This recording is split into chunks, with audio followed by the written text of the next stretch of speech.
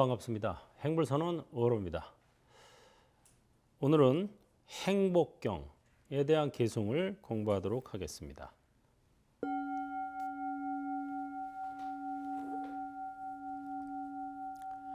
많은 천신과 인간들이 최상의 행복을 소망하며 행복에 관해 생각하니 행복에 대해 설해 주소서. 어리석은 이와 사귀지 않고 현자와 가까이 하고 존경할 만한 이를 존경하는 것이 최상의 행복. 분수에 맞는 장소에 살고 일찍 공덕을 쌓고 스스로 바른 서원을 세우는 것이 최상의 행복.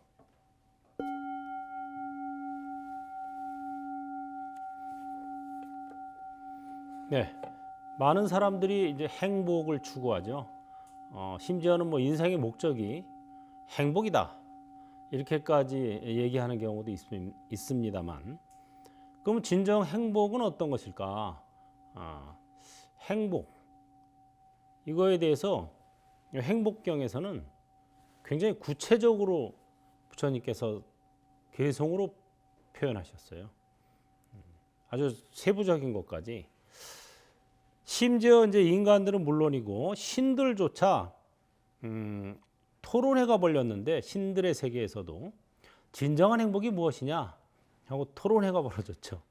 그래서 뭐 권세, 무슨 뭐 권능, 아니면 무슨 소유물이 많은 거, 뭐 여러 가지 이렇게 서로 토론을 벌였는데, 자그마치 12년이나 토론을 벌였는데도 결론이 나지 않았어요.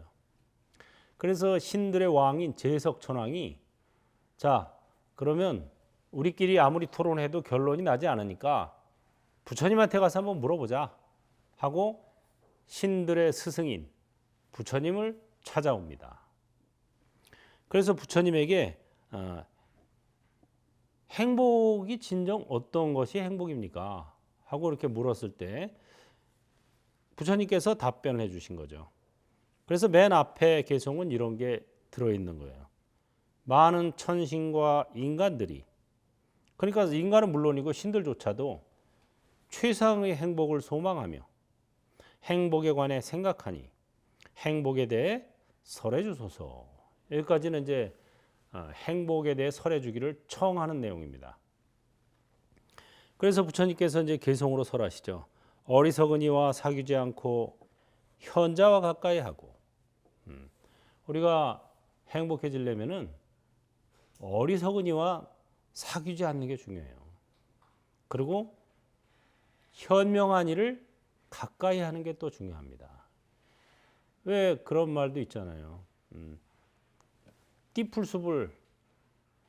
띠풀숲의 나무는 한 자 이상 자라지를 못하고, 큰 나무 옆에 등렁쿨은 수십 길이나 올라간다. 이런 소리죠. 원래 나무라는 것은 사실 굉장히 많이 자랄 수 있는데, 띠풀 속에 있으면은 그렇게 많이 자라지를 못한대요. 왜? 옆에 있는 것들이 다 풀이니까 경쟁이 안 되니까 그냥 많이 안 자라도 빛을 충분히 받아. 그런데 오히려 큰 나무 옆에 이 넝쿨은, 원래 넝쿨이라는 게 위로 자라기가 어렵죠. 근데 큰 나무를 타고 올라가니까 엄청 올라가죠. 이게 초발심 자경문에도 나옵니다. 그래서 지혜로운 일을 가까이 하면 나도 점차 지혜로워지고, 어리석은 이와 같이 하면은 나도 점차 어리석어진다.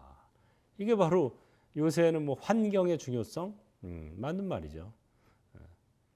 그래서 친구, 옆에 가까이 하는 일을, 현명한 일을 자꾸 가까이 친근하려고 노력해야 된다. 그 다음에 존경할 만한 일을 존경하는 것이 최상의 행복. 살다 보면 정말 존경할 만한 이가 있다는 것도 굉장히 큰 행복이죠. 존경할 만한 이가 주위에 없다는 것은 상당히 그 자기의 어떤 뭐 표상, 어떤 목표 이런 게 없기 때문에 불행한 거죠. 그래서 존경할 만한 이를 존경하는 것이. 이제 불교의 입장에서 보면 부처님 진정한 영웅이죠. 아라한 또 대보살들 이런 분들이야말로 정말 존경할 만한이다. 그래서 대웅전하고 이렇게 큰 절에 가면은 본존부를 모신 법당이 주로 대웅전으로 되어 있는데 말 그대로 하면 큰 영웅을 모신 전각이다 이런 뜻입니다. 그럼 큰 영웅이라 그러면은 우리가 어렸을 때 뭐 플루타르크 영웅전이라든가 이런 영웅 호걸들의 얘기를 보면은 무슨 뭐 세계를 정복한 영웅들, 징기스칸, 뭐 나폴레옹 뭐 이런 사람들을 주로 많이 배우는데 그럼 왜 법당에다가 징기스칸이나 나폴레옹이나 알렉산더나 이런 사람들을 모셔놓지 왜 부처님하고 보살님하고 아라한을 모셔놨을까? 이걸 우리가 잘 생각해야 돼요. 세간에서 말하는 영웅들, 뭐 징기스칸, 나폴레옹, 무슨 뭐 알렉산더 이런 사람들은 남들을 정복한 사람들이죠. 타인을 정복했지 자신을 정복하지는 못했어요. 근데 부처님이나 보살님들, 아라한들은 자신을 정복한 사람들이에요. 자기를 극복한 사람들. 그래서 고통으로부터 완전히 떠난 그런 분들이라 그게 바로 진정한 영웅이다. 그래서 이 겉보기에 뭐 성공해 보이고 잘나 보이고 이런 것은 다 한때입니다. 중요한 것은 얼마나 자신을 극복했느냐. 이게 최상의 행복이다 이거죠. 그 다음에 분수에 맞는 장소에 살고 우리가 이제 뭐 연에 따라서 사는 장소가 정해지는데 자기 분수에 맞는 장소에 살면 되는 거죠. 분수에 맞지 않게 큰 집, 뭐 비싼 집 해가지고 그냥 세 내고 막 그 대출금 갚느라고 평생 헐떡헐떡하면서 산다는 것은 그건 어리석은 거죠. 그래서 우리는 보면은 이렇게 사람들이 그런 생각을 해요. 남부럽지 않은 삶을 사는 것을 잘 산다고 생각하는 분들이 의외로 많아요. 남부럽지 않은 삶보다 더 중요한 게 저부럽지 않은 삶이에요. 남부럽지 않은 삶이라는 거는 있을 수가 없어요. 뭐 예를 들어서 내가 월세 살면은 전세 사는 사람들이 부럽지. 전세 살면은 또 자택 있는 사람이 부러워요. 자택이 생기면 또 나보다 큰 집 가지고 있는 사람이 부러워. 또 큰 집에 살면은 여러 채 가지고 있는 사람이 부러워. 그래서 남부럽지 않는 삶을 산다는 말 자체가 좀 무리수가 있는 말이에요. 자기 분수에 맞는 장소에 사는 것. 이것도 행복으로 가는 지름길입니다. 또 일찍 공덕을 쌓고 이 세간사는 복력으로 이루어지고 출세간사는 도력으로 이루어지는 거예요. 우리는 이제 성공하고 뭐 잘 나가는 사람들 보면 아, 저 사람 참 머리 좋아, 재주가 좋아, 아니면 뭐 재수가 좋았어, 뭐 이런 식으로 많이 판단을 합니다. 머리가 좋아서 저렇게 잘 되나 보다. 재수가 좋아서 잘 되나 보다. 재주가 좋아서 잘 되나 보다. 이렇게 생각하는데 그 착각에서 벗어나야 됩니다. 그 사람들이 머리가 좋고 재주가 좋고 재수가 좋아서 잘 되는 게 아니에요. 복력이 있기 때문에 잘 되는 거예요. 복력이 있는 사람은 무슨 짓을 해도 성공해요. 복력이 없는 사람은 무슨 짓을 해도 실패해요. 이렇게 믿어야 이게 인과법을 믿는 거예요. 콩 심은 데 콩 나고 팥 심은 데 팥 난다. 이걸 믿어야 인과를 믿는 겁니다. 불교를 믿는다는 것은 인과를 믿는 거예요. 원인과 결과. 어떤 결과는 반드시 원인이 있다. 모든 현상에는 원인이 있다네. 여호와께서는 그 원인에 대해 설하신다네. 원인이 소멸한 결과에 대해서도 여호와께서는 또한 설하신다네. 이걸 믿어야 불교를 믿는 겁니다.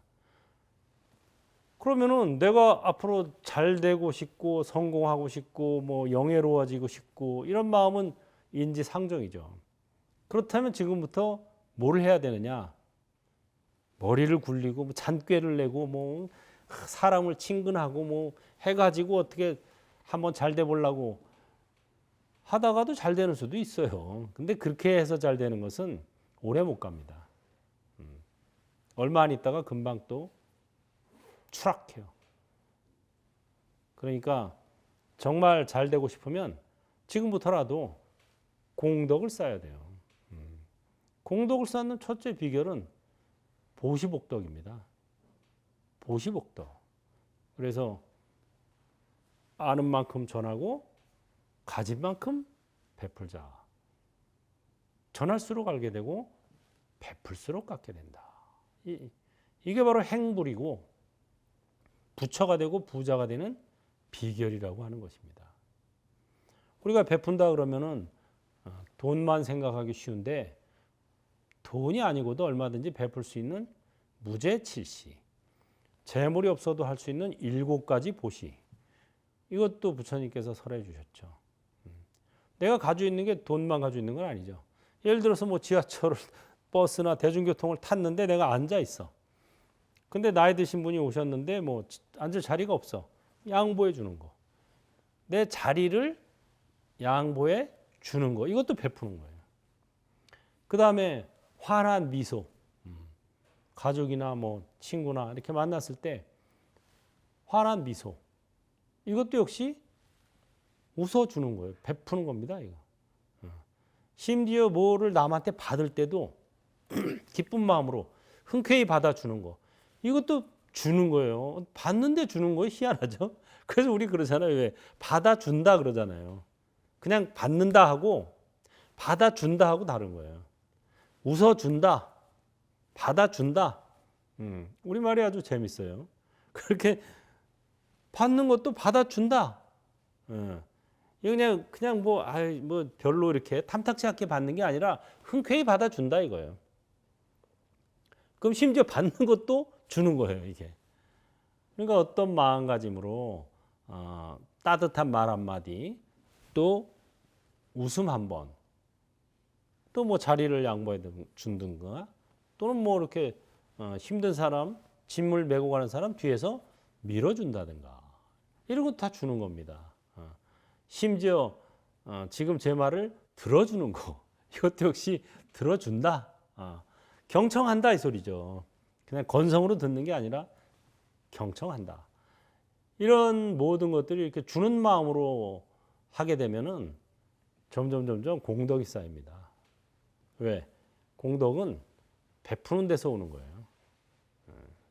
그렇지 않고 막 그냥 하나라도 더 악착같이 나한테 모으려고 끌어당기면은 그건 공덕이 안 되고 어느 순간 그게 무너져 버려요.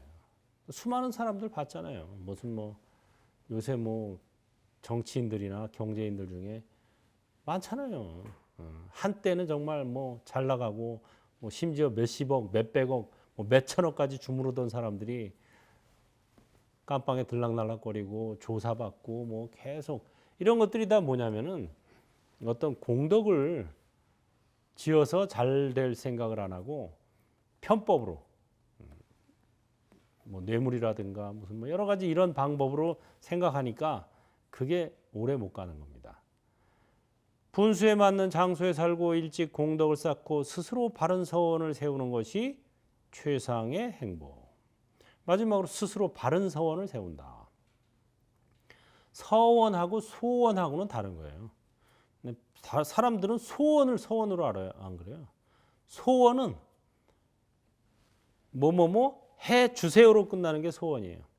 소원을 빈다 그러잖아요. 소원은 비는 거예요. 해달라고.